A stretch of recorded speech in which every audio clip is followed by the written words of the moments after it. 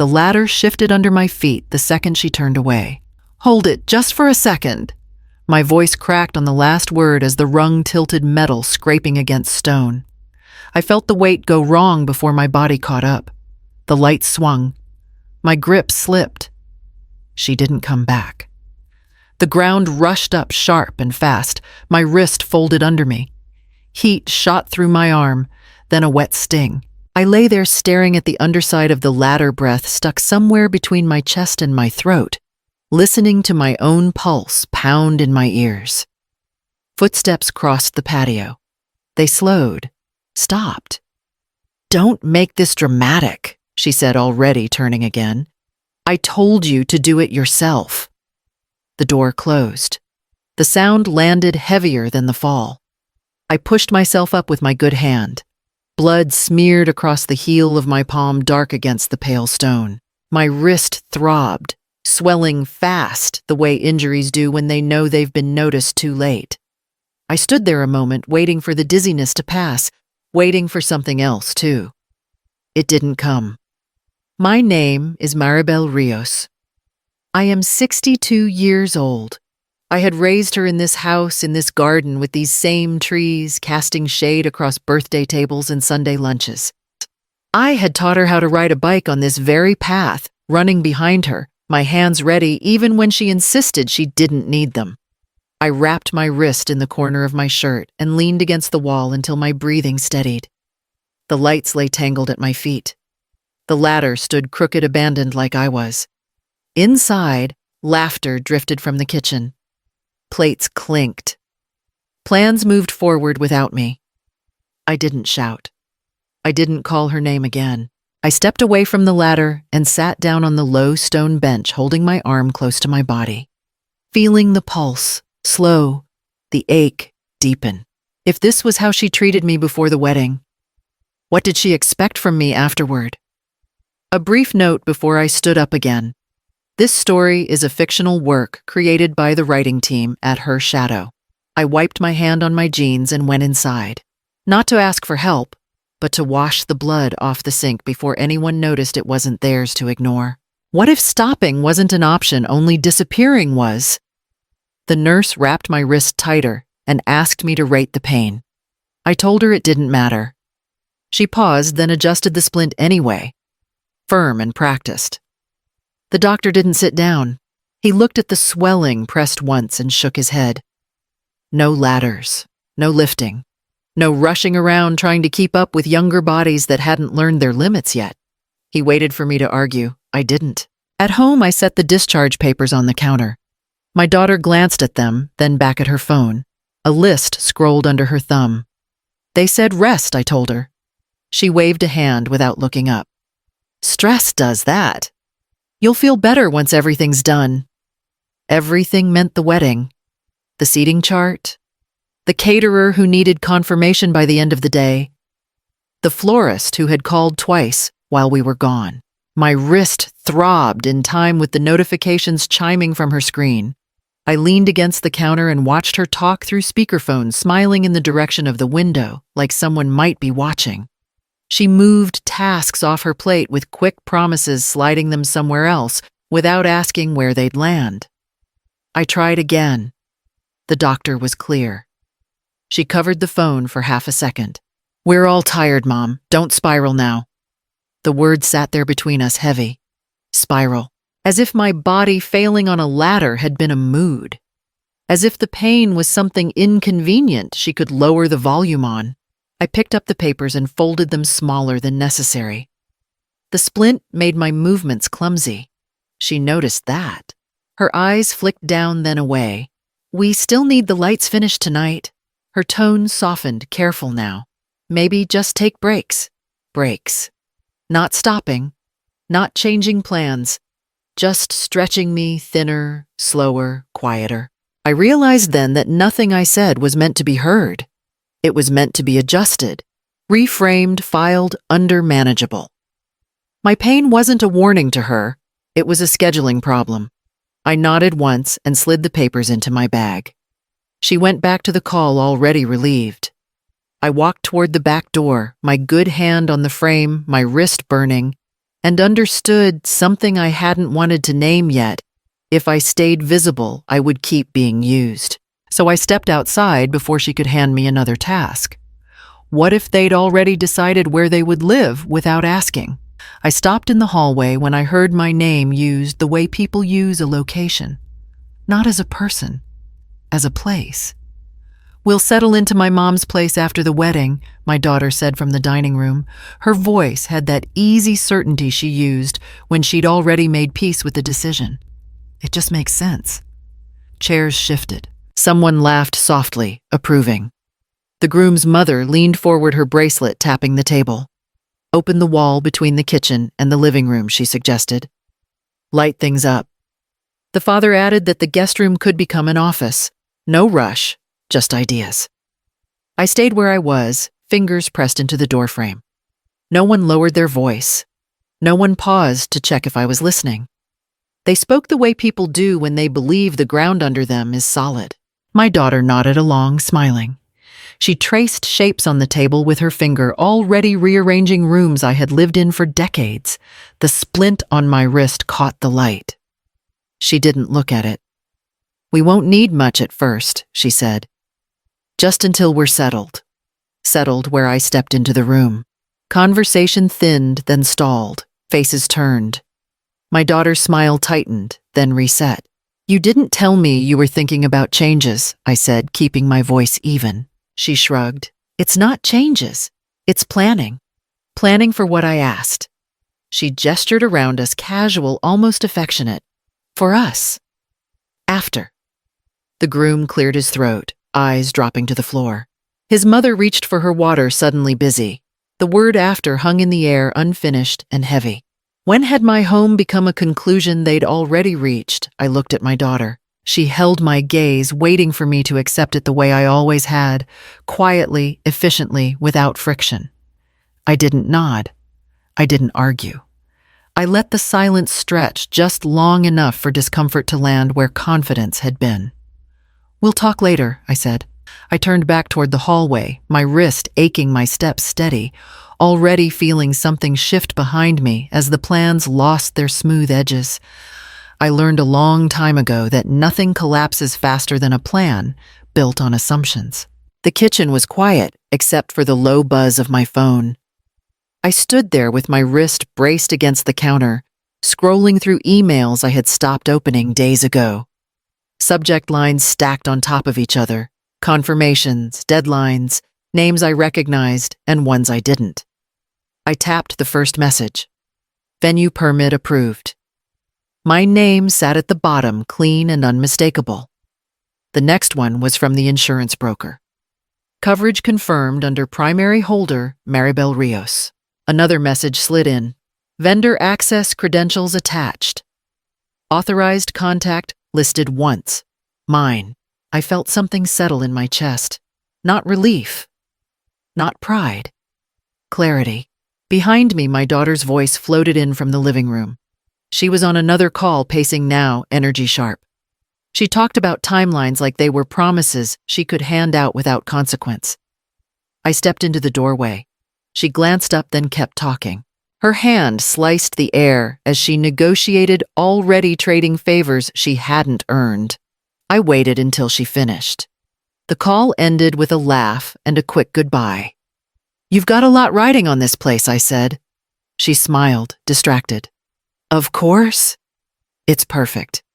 Perfect because I was holding it together." I turned my phone so she could see the screen. Just for a second. Long enough for the words to register before I locked it again. Her smile faltered. "What's that paperwork?" I told her. She straightened, alert now. "Why does that matter?" "Because without it, there is no venue, no coverage. No vendors walking through that gate." Her mouth opened, then closed. I watched the calculation move across her face, quick and practiced. "Who do you think owns a wedding when no one reads the paperwork?" She laughed, light and unsure. "Mom, don't be dramatic." I slid the phone into my pocket. "I'm not." I walked past her, feeling the shift behind me as certainty cracked into something thinner, and for the first time, I didn't rush to smooth it over. What's more powerful, removing decorations or removing permission? I waited until the house went quiet. Not asleep. Quiet in the way people get when they assume nothing else will change tonight. The first call went to the city office. My name opened doors the way it always had. I listened, answered once, and confirmed the withdrawal. The word landed clean. No apology needed. The second call was shorter. The broker asked if I was sure. I looked at my wrist, still wrapped, still aching, and said yes. Coverage ended at midnight. An email chimed back almost immediately. Acknowledged. Another followed from a vendor contact I'd never met in person. Access revoked. Credentials deactivated. My name again. Always my name. I didn't touch the lights. I didn't fold the chairs. I didn't move a single table. The garden stayed exactly as it was arranged and waiting like a promise someone else had already spent. My phone buzzed. Then again. I didn't pick it up. A message slid in from my daughter. "Are you awake?" I typed. Nothing. Sent nothing. Another buzz. The groom this time. "Hey, quick question about tomorrow." I set the phone face down and poured myself a glass of water. The house felt different, lighter somehow, as if something heavy had finally been set down instead of carried from room to room.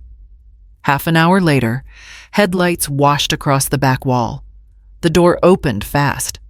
Shoes hit the floor uneven. She stepped into the kitchen and stopped when she saw me sitting there. Her eyes went past me, searching for evidence. Everything looked the same. The lights still hung where I'd left them. The ladder leaned where it always had. "What did you do?" Her voice came out thin. I met her stare and said nothing. She reached for her phone, fingers shaking now. A notification flashed across the screen. Permit status changed? Another followed. Coverage terminated. What would she feel when she realized nothing was actually hers? She looked up at me, panic breaking through the control she wore so well. "Mom?" I stood, pushed my chair in, and walked past her without slowing, leaving her alone with a garden that hadn't changed, and a future that suddenly had. Why didn't she scream when she found out? She came back before sunrise, keys scraping the lock too hard. The door swung open and hit the wall.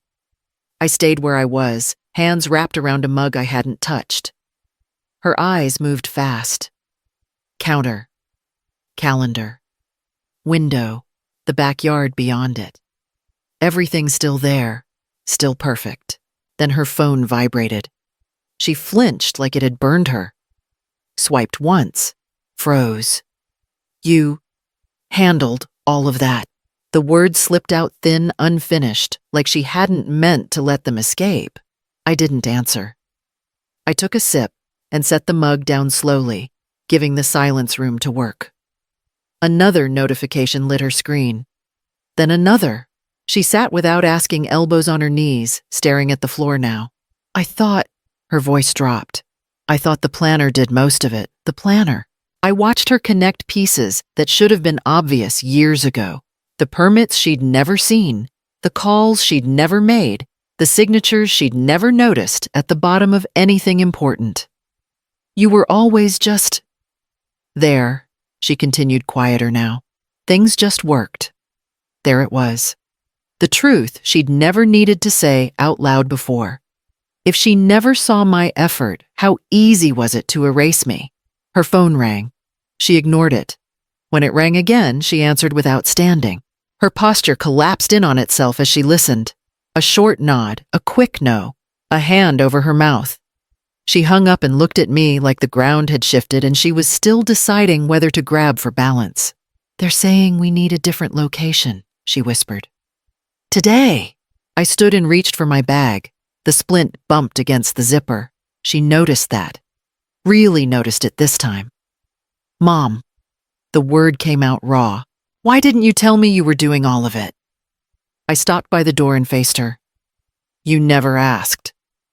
Her breath caught. I stepped outside, leaving the door open behind me, the sound of her uneven breathing following close enough to know this wasn't over. What if "do it yourself" wasn't said by accident? She followed me into the yard barefoot, Now, phone clenched in her hand like it might still save her. I didn't turn around. I bent to pick up the extension cord, then stopped when my wrist protested. Mom. She waited for me to look at her. I didn't. People are asking questions. I nodded once. That much was obvious. She took a breath that sounded rehearsed. I might have simplified things. I straightened slowly and faced her. Simplified what? Her eyes flicked past me toward the gate. I told them you like doing things yourself. I didn't react. I let the words sit where she'd placed them. You know, she added quickly, filling the space. So no one would bother you. So it wouldn't look like we were. She stopped, swallowed, taking advantage. The irony landed hard. She kept talking faster now. I said it to the planner, to his parents. It just sounded easier than explaining everything meaning my time, my body, my silence. So when you told me to do it myself, I said you were just repeating the story you'd already sold. Her shoulders sagged. It wasn't meant to be mean. Meaning wasn't the point. Use was. How long had I been reduced to a convenient story? She stepped closer. You've always handled things. People expect it from you. I laughed once, short and sharp, before I could stop myself. The sound surprised us both. People, I said, or you. She opened her mouth, then closed it again. Her phone buzzed in her hand. She ignored it this time, eyes locked on mine, finally understanding that the version of me she'd been offering others no longer existed. I didn't think it mattered how I explained it, she said quietly. I picked up the cord with my good hand and walked past her. It mattered the moment you stopped seeing me as someone who could say no. She stayed where she was, surrounded by the aftermath of her own words, while I moved toward the house, already feeling the next conversation lining up behind us, heavier and closer than before. What collapses when the person hiding the truth steps away? We sat at the kitchen table this time. No phones, no pacing. Just the two of us and the space where excuses used to land. I need you to hear this before someone else says it wrong, I began. My wrist rested on the table, splint, visible, unmoving. I helped his family. Her eyes narrowed. Helped how? When the invoices didn't line up. When the deposits came due sooner than expected. When a quiet transfer kept a problem from becoming a headline. I paused, letting each piece find its place. I did it so you wouldn't walk into your wedding already apologizing. She stared at the tabletop. They told me they had it handled. They didn't, I replied. They had me. Her chair scraped back. How much? Enough, I said. And it ends today. She shook her head, fast, panicked. You can't just pull that now. I already did. Her phone buzzed. She answered on the second ring, voice tight, eyes never leaving mine. I caught fragments. Confusion, urgency, a promise she didn't know how to keep. When she hung up, her hands were shaking. They want to postpone, she said, just until things settle. Settle meant exposed. It meant the version of the wedding built on borrowed steadiness couldn't hold its shape anymore. If the wedding survived, only by hiding reality. Should it survive at all? She pressed her palms to her eyes. You didn't have to do this. I did, I answered. Because carrying it longer would make it mine forever. Silence settled heavier than before. The front door opened and closed. His voice drifted in from the hall, low and strained. He didn't come into the kitchen, not yet. My daughter stood pushing the chair back into place with care that felt new.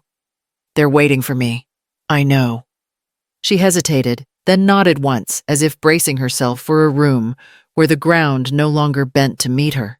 I stayed seated, listening to footsteps move away, the house rearranging itself around a truth I'd finally put down. What happens when a celebration loses its invisible foundation? I arrived alone. Not early. Not late. Just on time enough to take a seat near the aisle without being noticed. The room was smaller than planned. Chairs closer. Voices lower. the kind of space where everything carries. My daughter stood near the front, adjusting the hem of her dress with hands that wouldn't settle. She looked out at the guests and smiled, then let it drop the second she turned away. I caught the groom's mother whispering to someone in the second row, her mouth tight, eyes scanning for things that weren't there. The music started. It stopped. Someone cleared their throat. The officiant tried again. When my daughter walked down the aisle, she didn't look for me. She looked past me as if the garden might appear if she stared hard enough. During the vows, a phone buzzed in the back. No one laughed it off. A guest leaned to another and murmured something that made a third person glance at me, then look away too quickly. At the reception, plates were smaller, speeches shorter. A toast began with confidence and ended early. The glass set down with a careful clink.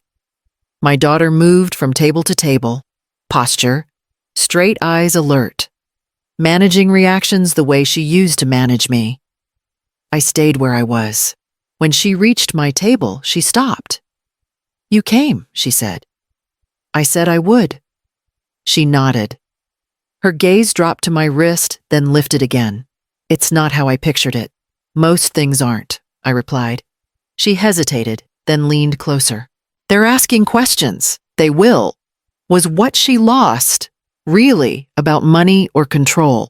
She straightened, smoothing her dress once more, and moved on to the next table, already adjusting her face for the next conversation. I watched her go the distance between us, measured now not in anger or silence, but in something firmer. When the lights dimmed, I stood and left without waiting for the final song, stepping into the evening, knowing the last chapter hadn't been written yet. But it was finally mine to finish. Weeks passed before the house settled into a new rhythm, not quieter, just clearer. I worked in the garden early when my wrist felt strongest and my thoughts were steady. I didn't rush. I didn't aim for perfect. I fixed what I wanted, left what I didn't. The light stayed down. The ladder stayed where it was. I planted things that would take time to grow. My daughter never asked about moving in again. She stopped by once, stood at the gate, and waited until I waved her through. We sat at the table and talked about practical things. Work, traffic, weather. She mentioned her husband the way people do when they're learning how to say a name out loud. At one point, she looked around and said almost to herself, "You changed it." "I did," I answered. She nodded. No argument. No claim. When she left, she locked the gate behind her without asking for a key. That was how it ended between us. Not with apologies or speeches. With distance that finally had shape. The house stayed mine. The decisions stayed mine. I stopped bracing for the next demand and started planning my days the way I wanted to live them. I slept better. I stood straighter. I didn't explain myself anymore. Here's what I learned, and it took me longer than it should have. If you teach people they can rely on your silence, they will. The moment you stop carrying what isn't yours, things fall apart fast. That doesn't mean you were wrong. It means the weight was real. Thank you for staying with me through this. If you've ever had to draw a line late in life, I'd like to hear how it changed things for you. Feel free to share your thoughts. And if stories like this speak to you, I hope you'll stick around for the next one. I didn't destroy her wedding. I just stopped destroying myself.